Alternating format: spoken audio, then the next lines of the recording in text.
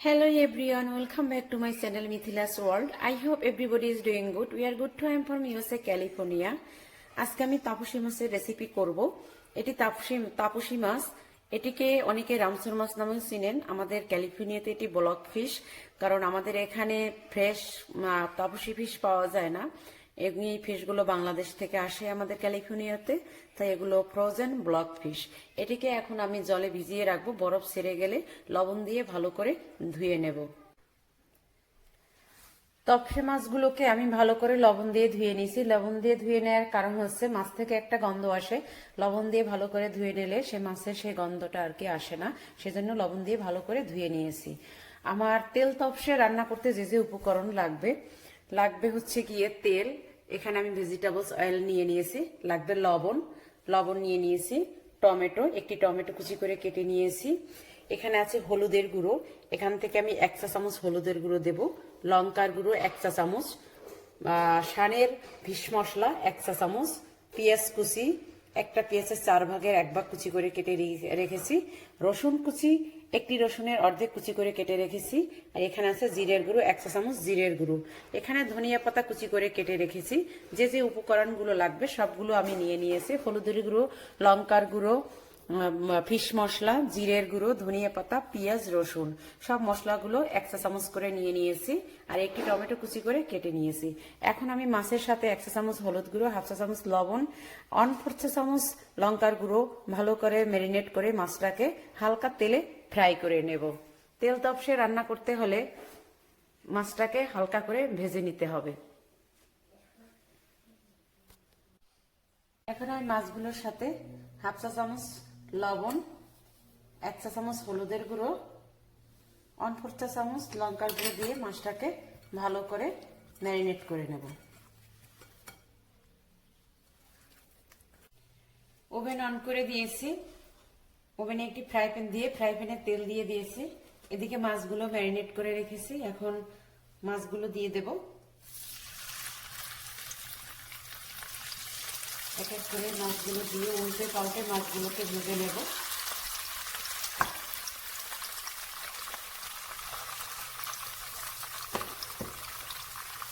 মাছগুলোকে এখন উল্টে দেব। উল্টানোর সময় খেয়াল রাখতে হবে, অল্প করে মাছটা উল্টে দিতে হবে, কোনো ভাবে যাতে ভেঙে না যায়। এক সাইড ধরে এভাবে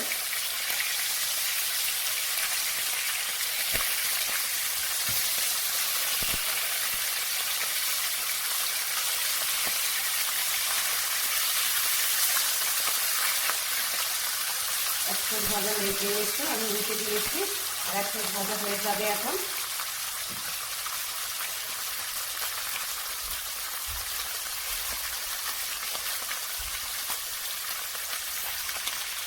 এখন আমি বাকি মাছগুলো আবার দিয়ে দেবো। যেগুলো দিয়েছিলাম সেগুলো উল্টে পাল্টে ভেজে দিয়েছি। বাকি মাছগুলোকে আমি একইভাবে ভেজে নেব। একইভাবে মাছগুলোকে আমি উল্টে দেবো। এভাবে আমি সবগুলো মাছ উল্টে দেবো।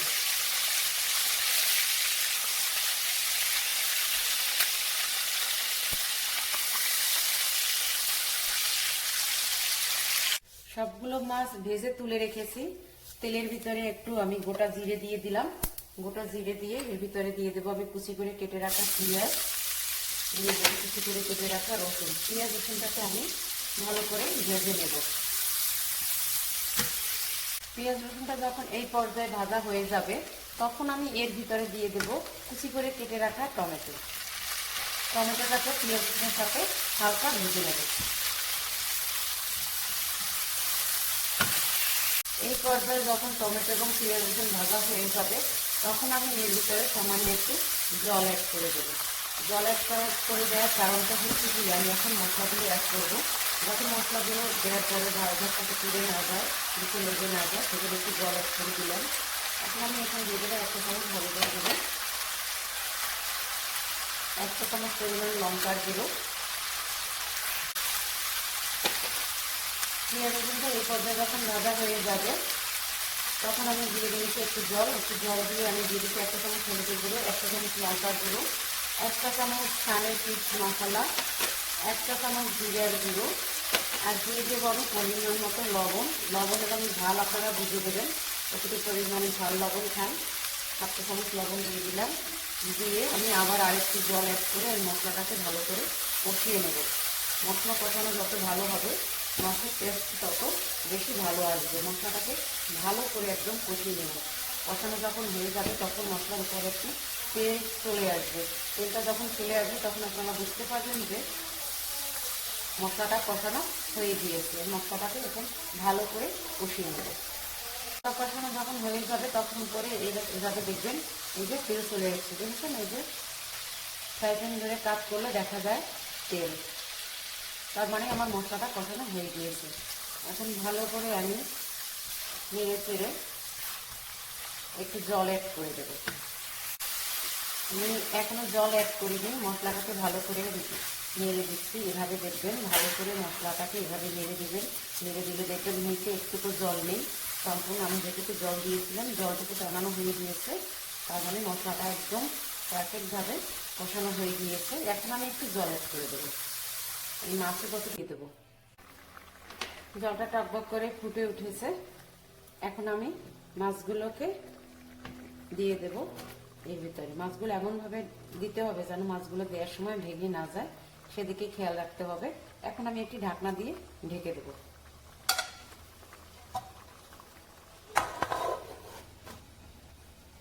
আমি একটু পর পর ঢাকনাটা তুলবো আর একটু নেড়ে দেব।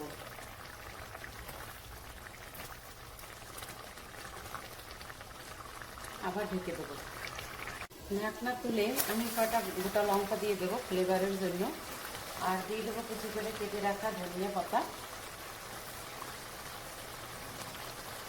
ধনিয়া পাতা দিয়ে আমি অফ করে দিয়ে আমি ঢাকনা দিয়ে 2 মিনিট ঢেকে রেখে দেবো। মাছের যে তেলটা সম্পূর্ণ তেলটা উপরে চলে আসবে। এখন আমি ঢাকনা তুলে দেখব। আমি ওভেন অফ করে দিয়েছি, 2 মিনিট ঢাকনা দিয়ে ঢেকে রেখেছি। তেল সম্পূর্ণ উপরে উঠে এসেছে, দেখুন একদম সম্পূর্ণ উপরে উঠে এসেছে। এখন আমি ফ্রাই প্যান থেকে মাছগুলো একটি বাটিতে তুলে নেব। হয়ে গেল ঝটপট তৈরি করে নেওয়া তেল তপসা। তেল উপরে চলে আসছে একদম, আর দেখুন সম্পূর্ণ তেলটা মাছের উপরে চলে আসছে এবং মাছের সাথে কোনো ঝোল নাই, একদম গায়ে গায়ে তেল। তেল তপসে, বরিশালের বিখ্যাত তেল তপসে। আমার রেসিপিটি আপনারা সবাই ফলো করবেন। এই রেসিপিটি ফলো করে আপনারা সবাই তৈরি করে খাবেন এবং আমাকে ফিডব্যাক জানাবেন কেমন হলো। আর যদি আপনাদের ভালো লাগে তাহলে অবশ্যই আমার চ্যানেলটিতে একটি করে লাইক করবেন, কমেন্ট করবেন, সাবস্ক্রাইব করবেন। পাশে থাকা বেল আইকনটি অবশ্যই অন করে রাখবেন পরবর্তী ভিডিও পাওয়ার জন্য। Keep watching Mithila's world. By.